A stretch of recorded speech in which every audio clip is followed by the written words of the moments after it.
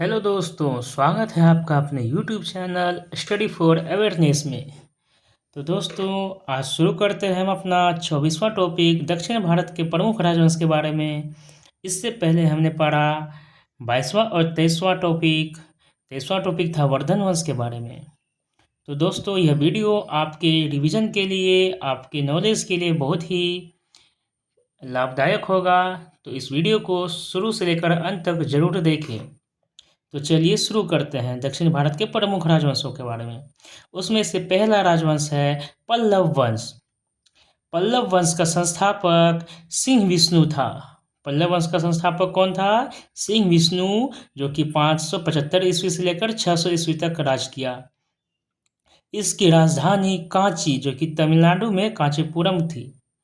वह वैष्णव धर्म का अनुयायी था। पल्लव धर्म के संस्थापक सिंह विष्णु किस धर्म का अनुयायी था? वैष्णव धर्म का। किरातार्जुनीयम के लेखक किरातार्जुनीयम के लेखक कौन थे? भारवी सिंह विष्णु के दरबार में रहते थे। कौन थे? भारवी। इनके रचना की क्या नाम थी? किरातार्जुनीयम। पल्लव वंश के प्रमुख शासक हुए क्रमशः महेंद्र वर्मन प्रथम 600 से लेकर 630 ईस्वी तक, नरसिंह वर्मन प्रथम 630 से 668 तक, महेंद्र वर्मन द्वितीय 668 से 670 ईस्वी तक। मात्र 2 साल का कार्य इनका रहा। परमेश्वर वर्मन प्रथम 670 से 730 सालों तक, नरसिंह वर्मन द्वितीय 700 लेके 728 तक, नंदी वर्मन द्वितीय 730 लेकर 800 ईस्वी तक। चलिए, मत विलास प्रहसन की रचना महेंद्र वर्मन ने की थी। मत विलास प्रहसन की रचना किसने की थी? महेंद्र वर्मन ने की थी। महेंद्र वर्मन शुरू में जैन मतावलंबी था, परंतु बाद में तमिल संत अप्पर के प्रभाव में आकर शैव बन गया। महाबलीपुरम के एकाश्म मंदिर, जिन्हें रथ कहा गया है, उनका निर्माण पल्लव राजा नरसिंह वर्मन प्रथम के द्वारा करवाया गया था। रथ मंदिरों की संख्या 7 है। रथ मंदिरों में सबसे छोटा द्रौपदी रथ है, जिसमें किसी प्रकार का अलंकरण नहीं मिलता है। वातपीकोंड व महामल्ल की उपाधि नरसिंह वर्मन प्रथम ने धारण की थी। इसके शासनकाल में चीनी यात्री वेनसोंग कांची आया था। वेनसोंग कांची किसके शासनकाल में आया था? तो नरसिंह वर्मन के शासनकाल में आया था। परमेश्वर वर्मन प्रथम शैव मतानुयायी था। उसने लोकादित्य, एकमल्ल, रनंजय, अत्यंत काम, उग्रदंड, गुणाभाजन आदि की उपाधियां ग्रहण की थी। इसने मामल्लपुरम में गणेश मंदिर का निर्माण करवाया था। परमेश्वर वर्मन प्रथम विद्या प्रेमी भी था और उसने विद्या विनीत की उपाधि भी ली थी। विद्या विनीत की उपाधि किसने ली थी? परमेश्वरम प्रथम ने।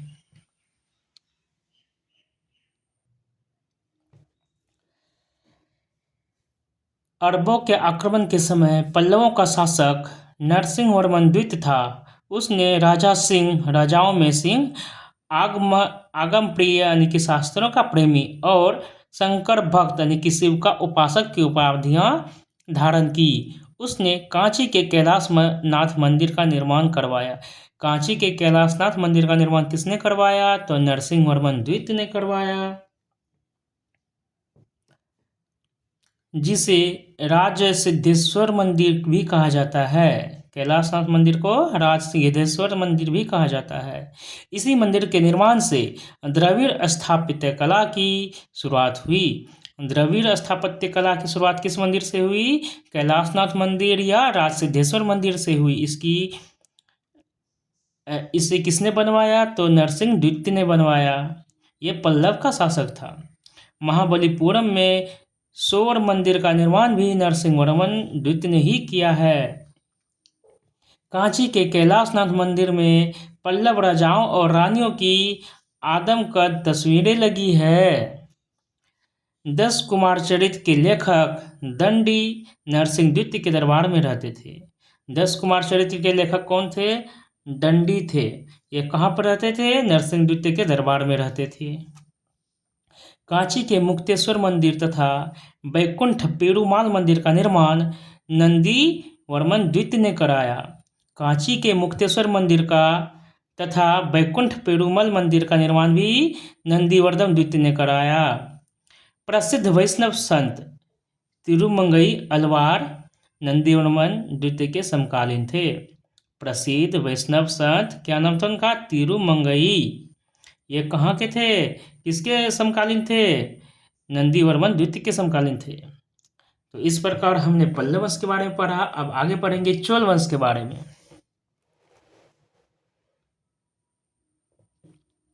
तो चलिए शुरू करते हैं। 9वीं शताब्दी में चोल वंश पल्लवों के ध्वंसावशेषों पर स्थापित हुआ।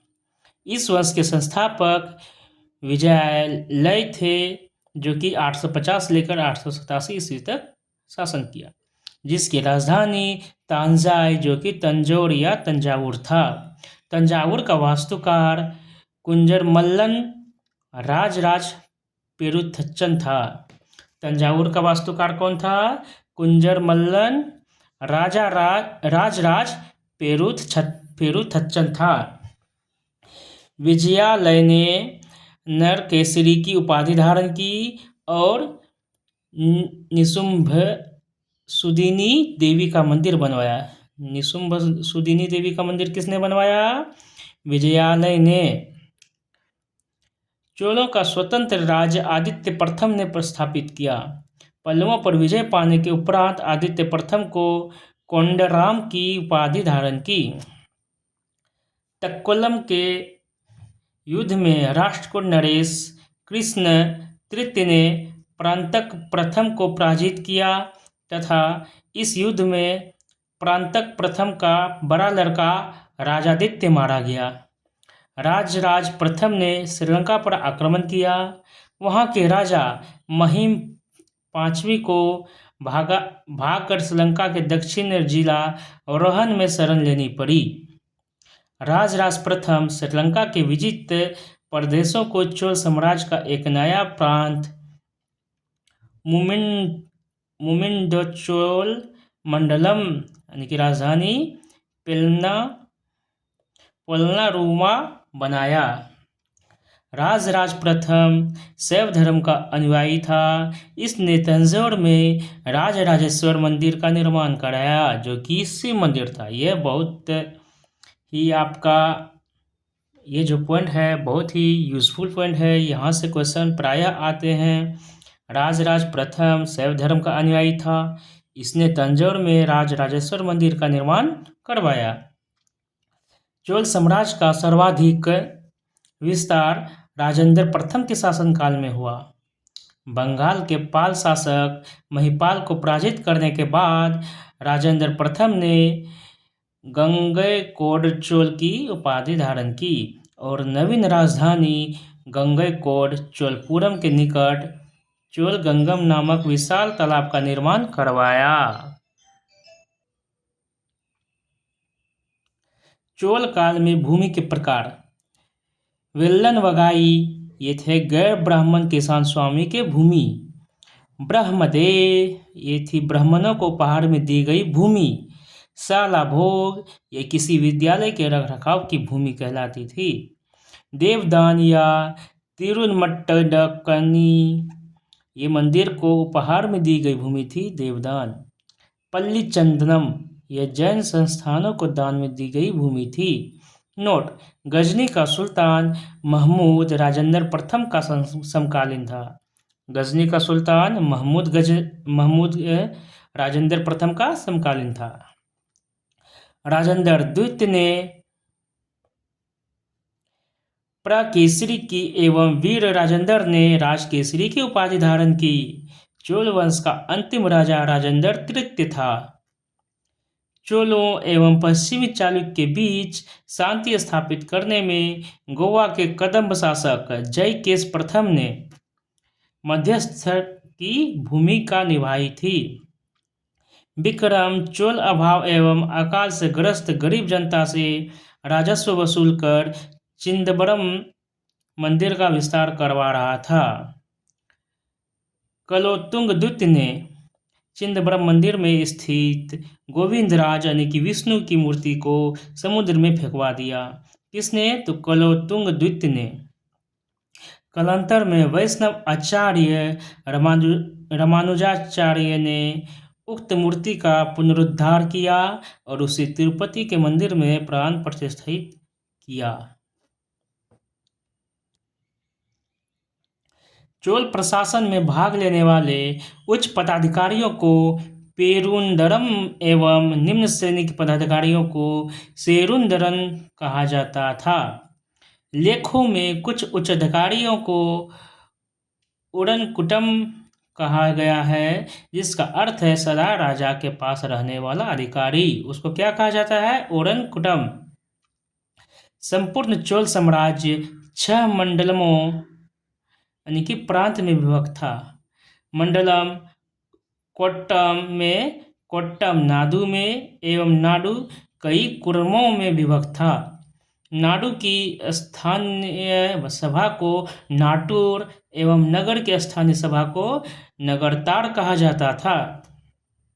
बेल्लाल जाति के धनी किसानों को केंद्रीय सरकार की देखरेख में नाडु के कामकाज में अच्छा खासा नियंत्रण हासिल था। उनमें से कई धनी भूस्वामियों को चोल राजाओं के सम्मान के रूप में मुवेदवेलन यानी कि 3 राजाओं को अपनी सेवाएं प्रदान करने वाला वेलन या किसान, उनको क्या कहते थे? मुवेदवेलन। उसके बाद अरैयार जो कि प्रधान होता था, जैसी उपाधियां दी उन्हें केंद्र में महत्वपूर्ण राजकीय पद सौंपे। स्थानीय स्वशासन चोल प्रशासन की मुख्य विशेषता थी। इन्होंने चोल शासक ने स्थानीय प्रशासन को बहुत ही ध्यान में रख के काम किया है। और सर्वसाधारण लोगों की समिति थी। और क्या थी? सर्वसाधारण लोगों की समिति थी, जिसका कार्य होता था सार्वजनिक कल्याण के लिए तालाबों और बगीचों के निर्माण हेतु गांव की भूमि का अधिग्रहण करना। सभा या महासभा, यह मूलतः अग्रहारों और ब्राह्मण बस्तियों की सभा थी, जिसके सदस्यों को पेरुमक्कल कहा जाता था। यह सभा वरियम नाम की समितियों के द्वारा अपने कार्य को संचालित करती थी। सभा की बैठक गांव में मंदिर के निकट वृक्ष के नीचे या तालाब के किनारे होती थी। व्यापारियों की सभा को नगरम कहते थे। व्यापारियों की सभा को नगरम कहते थे। चोल काल में भूमि कर उपज का 1/3 भाग हुआ करता था। गांव में कार्य समिति की सदस्यता के लिए जो वेतनभोगी कर्मचारी रखे जाते थे उन्हें मध्यस्थ कहते थे। गांव में कर्मचारी की सदस्यता के लिए जो भी वेतनभोगी कर्मचारी रखे जाते थे उन्हें मध्यस्थ कहते थे।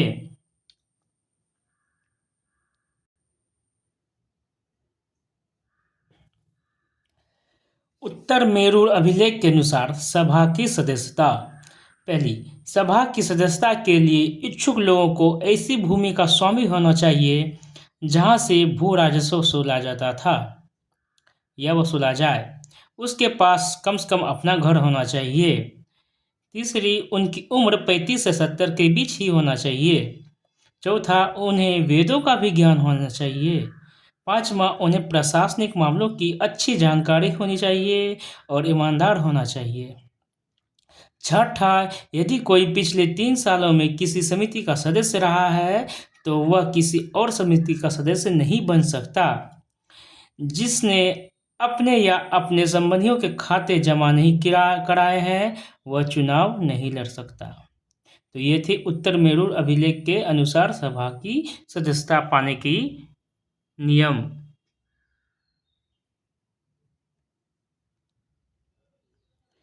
ब्राह्मणों को दी गई कर मुक्त भूमि को चतुर्वेदी मंगलम एवं दान दी गई भूमि को ब्रह्मदेव कहते थे। चोल सेना का सबसे संगठित अंग था पदाती सेना।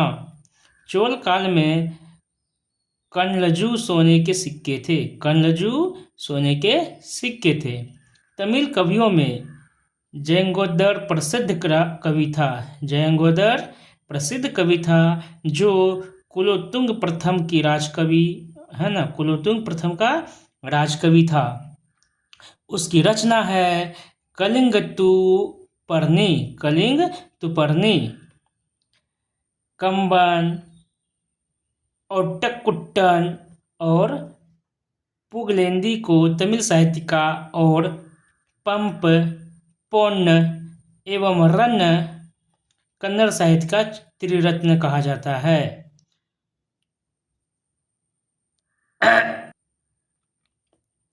कंबन, ओट्टकुट्टन और पुगलेंदी को तमिल साहित्य का, कंबन, ओट्टकुट्टन और पुगलेंदी को तमिल साहित्य का तथा पंप, पोन्न एवं रन्न ये कन्नड़ साहित्य का त्रिरत्न कहा जाता है। पर्सी ब्राउन ने तंजौर के वृद्धेश्वर मंदिर के निर्माण को भारतीय वास्तुकला का निकष का माना जाता है। तंजौर के वृद्धेश्वर मंदिर के निर्माण को भारतीय वास्तुकला का निकष माना जाता है। चोलकालीन नटराज प्रतिमा को चोल कला का सांस्कृतिक सार या निचोड़ कहा जाता है। चोल कांस्य प्रतिमाएं संसार की सबसे उत्कृष्ट कांस्य प्रतिमाओं में गिनी जाती है।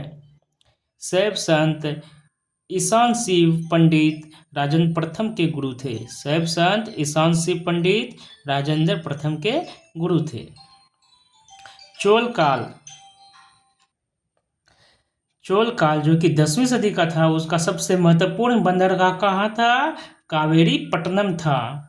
बहुत बड़ा गांव जो एक इकाई के रूप में शासित किया जाता था उसे तनियर कहते थे या तनियर कहलाता था। उत्तर मेरूर शिलालेख जो सभा संस्था का विस्तृत वर्णन उपस्थित करता है परांतक प्रथम के शासनकाल से संबंधित है। चोलों की राजधानी कालक्रम के अनुसार थी उरेयूर, तंजौर, गंगकोंड, चोलपुरम एवं कांची। चोल काल में सड़कों की देखभाल बागान समिति करती थी। चोल काल में आम वस्तुओं के आदान प्रदान का आधार धान था। चोल काल के विशाल व्यापारी समूह निम्न थे: वलंजियार, नानादेशी एवं मणिग्रामम। विष्णु के उपासक अलवार व शिव के उपासक नैनार संत कहलाते थे। विष्णु के उपासक अलवार कहलाते थे, शिव के उपासक नैनार कहलाते थे। तो दोस्तों इस तरह चोल वंश भी समाप्त हुआ। अब आगे पढ़ेंगे चालुक्य वंश के बारे में। तो चलिए शुरू करते हैं। चालुक्य वंश यानी कि कल्याणी के चालुक्य वंश की स्थापना तैलप द्वितीय ने की थी, जिसकी राजधानी मान्यखेट थी। चालुक्य वंश के प्रमुख शासक हुए तैलप प्रथम, तैलप द्वितीय, विक्रमादित्य, जयसिंह, सोमेश्वर, सोमेश्वर द्वितीय, विक्रमादित्य छठवां, सोमेश्वर तृतीय एवं तैलप तृतीय। सोमेश्वर प्रथम ने मान्यखेट से राजधानी हटाकर कल्याण यानी कि कर्नाटक को बनाया। इस वंश का सबसे प्रतापी शासक विक्रमादित्य छठवां था। विल्हन एवं विज्ञानेश्वर विक्रमादित्य छठवां के दरबार में ही रहते थे। विल्हन एवं विज्ञानेश्वर किसके दरबार में रहते थे? चालुक्य वंश के विक्रमादित्य छठवें के दरबार में रहते थे। मिताक्षरा जो कि हिंदू विधि ग्रंथ या याज्ञवल्क्य स्मृति पर व्याख्या थी, उनकी नामक ग्रंथ की रचना महान विधिवेत्ता विज्ञानेश्वर ने की थी। मिताक्षरा की रचना किसने की थी? विज्ञानेश्वर ने की थी। विक्रमांकदेव चरित की रचना विल्हन ने की थी। इसमें विक्रमादित्य छठवां का जीवन पर प्रकाश डाला गया है। तो इस प्रकार चालुक्य वंश जो कि कल्याणी थे वो खत्म हुआ। अब आगे पढ़ेंगे चालुक्य वंश वातापी के बारे में। जय सिंह ने वातापी के चालुक्य वंश की स्थापना की, जिसकी राजधानी वातापी यानी कि बीजापुर के निकट थी। इस वंश के प्रमुख शासक थे पुलकेशिन प्रथम, कृतिवर्मन, पुलकेशिन द्वितीय, विक्रमादित्य, विनयादित्य एवं विजयादित्य। इसमें सबसे प्रतापी राजा पुलकेशिन द्वितीय था। महाकूट स्तंभ लेख से प्रमाणित होता है कि पुलकेशिन द्वितीय बहुस्वर्ण एवं अग्निष्टोम यज्ञ संपन्न करवाया था। जिनेंद्र का मेगुती मंदिर पुलकेशिन द्वितीय ने ही बनवाया था।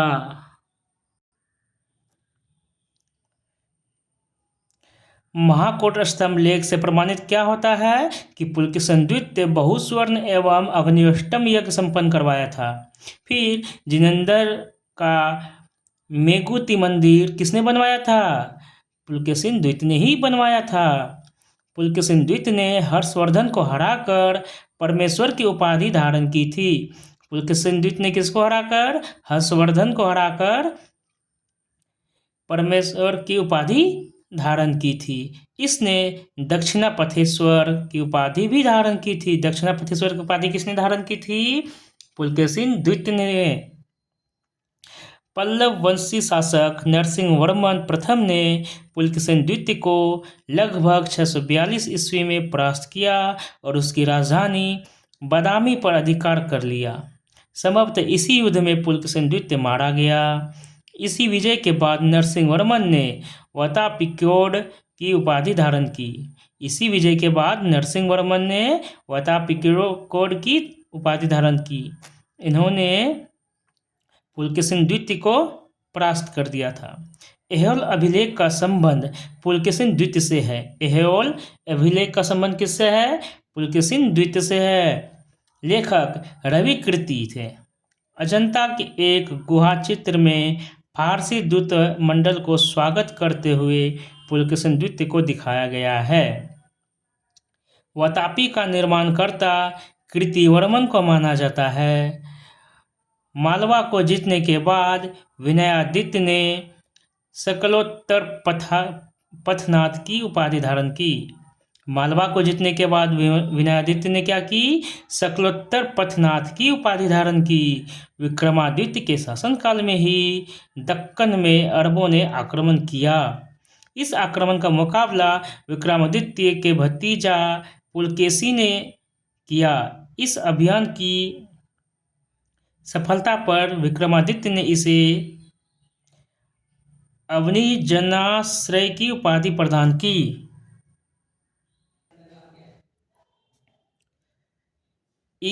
इस अभियान की सफलता पर विक्रमादित्य ने इसे अवनिजनाश्रय की उपाधि प्रदान की। इस अभियान की सफलता पर क्या हुआ? विक्रमादित्य ने इसे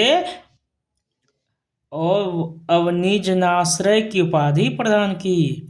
विक्रमादित्य की प्रथम पत्नी लोक महादेवी ने पट्टकल में विरूपाक्ष महादेव मंदिर तथा उसकी दूसरी पत्नी त्रैलोक्य देवी ने त्रैलोकेश्वर मंदिर का निर्माण करवाया। क्या है कि विक्रमादित्य द्वितीय की प्रथम पत्नी क्या था? उसका नाम लोक महादेवी ने पट्टदकल में विरूपाक्ष महादेव मंदिर का तथा दूसरी पत्नी त्रैलोक्य देवी ने त्रैलोकेश्वर मंदिर का निर्माण करवाई। इस वंश का अंतिम राजा कृतिवर्मन द्वितीय था। इसे इसके सामंत दंतीदुर्ग ने परास्त कर एक नए वंश राष्ट्रकूट वंश की स्थापना की। ऐहोल को मंदिरों का शहर कहा जाता है। ऐहोल को मंदिरों का शहर कहा जाता है। तो इस प्रकार चालुक्य वंश वातापी समाप्त हुआ। अब आगे पढ़ेंगे चालुक्य वंश बोंगी के बारे में। बोंगी के चालुक्य वंश का संस्थापक विष्णुवर्धन था। इसकी राजधानी बोंगी यानी कि आंध्र प्रदेश में थी। इस वंश के सबसे प्रतापी राजा विजयादित्य तृतीय था, जिसका सेनापति पंडरंग था। तो इस प्रकार चालुक्य वंश का टॉपिक समाप्त हुआ। अब आगे पढ़ेंगे राष्ट्रकूट के बारे में। राष्ट्रकूट वंश की नींव पहले ही डाल चुकी थी कि किसने? इस वंश का अंतिम राजा कृतिमान द्वितीय था। किस वंश का? चालुक्य वंश प्रतापी का। इसके सामंत किसने हराया? अंतिम राजा कृतिमान वर्मन द्वितीय को। तो उसी के दंती दुर्ग थे, उसी ने इनको हराया और राष्ट्रकूट वंश की स्थापना की। चलिए पढ़ते हैं। राष्ट्रकूट राजवंश की स्थापना दंती दुर्ग ने की है, जो कि 752 ईस्वी में। शुरुआत में वे कर्नाटक के चालुक्य राजाओं के अधीन थे। इसकी राजधानी मनकीरिया मान्यखेत यानी कि वर्तमान मालखेड़ सेवलापुर के निकट थी।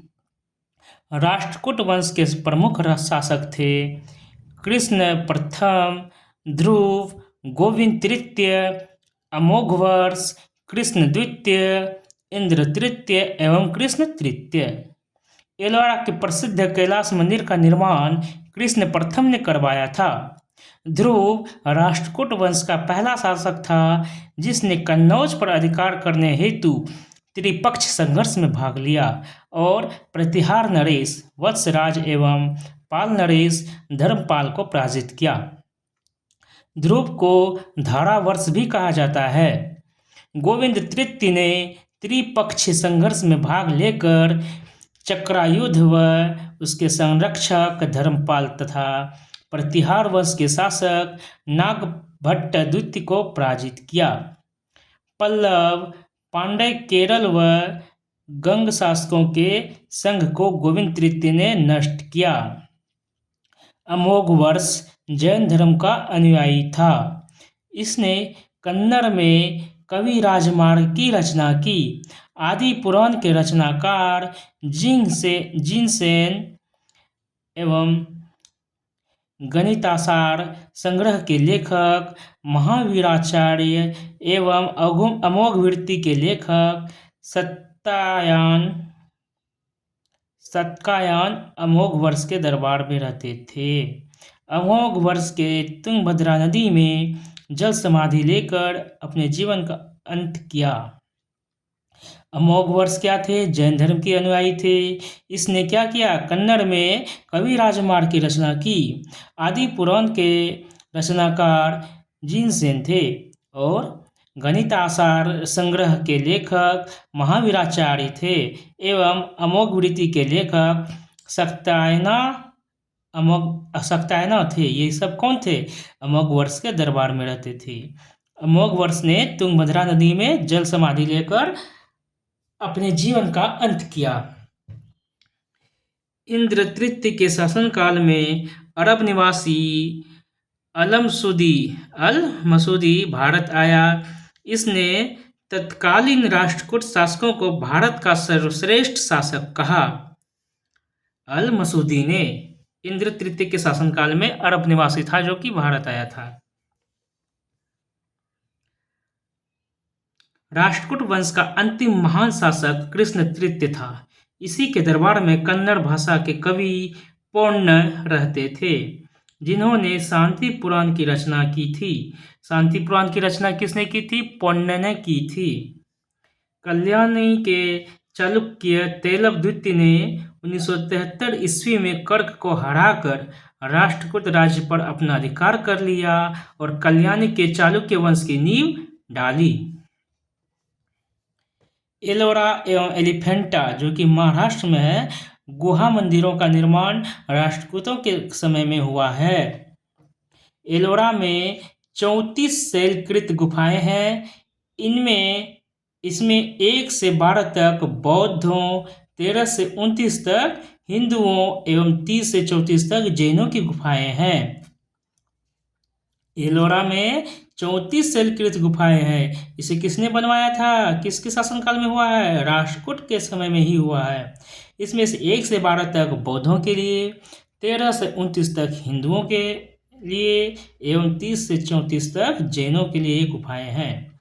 बौद्ध गुफाओं में सबसे प्रसिद्ध विश्वकर्मा गुफा जो कि संख्या 10 है, इसमें एक चैत्य है। वहां पर 2 मंजिली और 3 मंजिली गुफाएं भी है, जिन्हें 2 थल तथा 3 थल नाम दिया गया है। एलोरा की गुफा 15वें विष्णु को नरसिंह अर्थात पुरुष सिंह के रूप दिखलाया गया है। फिर से रिपीट करता हूं दोस्तों, राष्ट्रकूट वंश का अंतिम शासक कौन था, कृष्ण तृतीय था। इसी के दरबार में कन्नड़ भाषा के कवि पौन्य रहते थे, जिन्होंने शांति पुराण की रचना की थी। ठीक है, ये भी पढ़ लेते हैं कि एलोरा एवं एलिफेंटा है ना, गुहा मंदिरों का निर्माण राष्ट्रकूटों के समय में हुआ था। इसमें से एलोरा में 34 शैलकृत गुफाएं थी, जिसमें से 1 से 12 तक बौद्ध के लिए, 13 से 29 तक हिंदुओं के लिए एवं 30 से 34 तक जैनों की गुफाएं थी। बौद्ध गुफाओं में सबसे प्रसिद्ध विश्वकर्मा गुफा संख्या 10 है। विश्वकर्मा गुफा की संख्या 10 है। ये बौद्ध गुफाओं में सबसे प्रसिद्ध थी। इसमें एक चैत्य है, वहां पर 2 मंजिली और 3 मंजिली गुफाएं भी है ना, जिसे 2 थल या 3 थल नाम दिया गया है। नोट, एलोरा गुफाओं का सर्वप्रथम उल्लेख फ्रांसीसी यात्री थेवीनेट ने 17वीं शताब्दी में किया था। राष्ट्रकूट शैव, वैष्णव, शाक्त संप्रदायों के साथ साथ जैन धर्म के भी उपासक थे। राष्ट्रकूटों ने अपने राज्यों में मुसलमान व्यापारियों को बसने तथा इस्लाम के प्रचार की स्वीकृति दी थी। तो इस प्रकार राष्ट्रकूट वंश भी समाप्त हुआ। अब आगे पढ़ते हैं यादव वंश के बारे में। देवगिरी के यादव वंश की स्थापना भिल्लम पंचम ने की थी। इसकी राजधानी देवगिरी थी। इस वंश का सबसे प्रतापी राजा सिंहन, जो कि 1210 से लेकर 1246 ईस्वी तक राज किया था। इस वंश का अंतिम स्वतंत्र शासक रामचंद्र था। यादव वंश का अंतिम स्वतंत्र शासक कौन था, रामचंद्र था, जिसने अलाउद्दीन के सेनापति मल्लिकाफुर के सामने आत्मसमर्पण किया। अब आगे पढ़ते हैं होयल वंश के बारे में। यह भी दक्षिण राज की ही राजवंशों में से एक थे। द्वार समुद्र के होयल वंश की स्थापना विष्णुवर्धन ने की थी। होयसल वंश यादव वंश की एक शाखा थी। होयसल वंश यादव वंश की एक शाखा थी। वेलूर में चन्ना केशव मंदिर का निर्माण विष्णुवर्धन ने 1117 ईस्वी में किया था। क्या है, होयसल वंश की स्थापना विष्णुवर्धन ने ही की, और वेल्लूर में जो है चन्ना केशव मंदिर, उसका भी निर्माण 1117 में विष्णुवर्धन ने ही करवाया है। होयसल वंश का अंतिम शासक और वीर बल्लाल तृतीय था। होयसल वंश का अंतिम शासक वीर बल्लाल तृतीय था। उसी प्रकार यादव वंश का अंतिम शासक रामचंद्र था। वीर बल्लाल तृतीय, जिसे मल्लिकाफुर ने हराया था, और रामचंद्र को भी मल्लिकाफुर ने ही हराया था। होयसल वंश की राजधानी द्वार समुद्र था। कदम्ब वंश, कदम्ब वंश की स्थापना मयूर शर्मन ने की थी। कदम्ब वंश की राजधानी वनवासी था। अब आगे पढ़ते हैं गंग वंश के बारे में। गंग वंश का संस्थापक वज्रहस्त पंचम था। गंग वंश का संस्थापक कौन था, वज्रहस्त पंचम था। अभिलेखों के अनुसार गंग वंश के प्रथम शासक कोंकणी वर्मा थी। गंगों की प्रारंभिक राजधानी कुबलाल यानी कि कोलर थी, जो बाद में तलकाड हो गई। दत्तक सूत्र पर टीका लिखने वाला गंग शासक माधव प्रथम था। दत्तक सूत्र पर टीका लिखने वाला शासक कौन था, माधव प्रथम था। काकतीय वंश, काकतीय वंश का संस्थापक बीटा प्रथम था, जिसने नलगोंडा यानी कि हैदराबाद में एक छोटे से राज्य का गठन किया, जिसकी राजधानी आमकोंड थी। इस वंश का सबसे शक्तिशाली शासक गणपति था। काकतीय वंश का सबसे शक्तिशाली शासक कौन था? गणपति था। रुद्रमा देवी गणपति की बेटी थी, जिसने रुद्रदेव महाराज का नाम ग्रहण किया और उसी ने 35 वर्ष तक शासन किया। गणपति ने अपनी राजधानी वारंगल में स्थानांतरित कर ली थी। इस राजवंश का अंतिम शासक प्रताप रुद्र यानी कि 1295 से लेकर के 2323 ईस्वी तक था। तो इस प्रकार हमारा 24वां टॉपिक, जो कि दक्षिण भारत के प्रमुख राजवंश के बारे में था, समाप्त हुआ। तो दोस्तों, अब आपसे मिलते हैं अगले वीडियो में। सीमावर्ती राजवंशों का अभ्युदय के बारे में पढ़ेंगे। 25वां टॉपिक है हमारा। तो यह वीडियो जरूर ही लंबा हो गया, लेकिन आपके रिवीजन के लिए सही रहेगा दोस्तों। चलिए मिलते हैं अगले वीडियो में।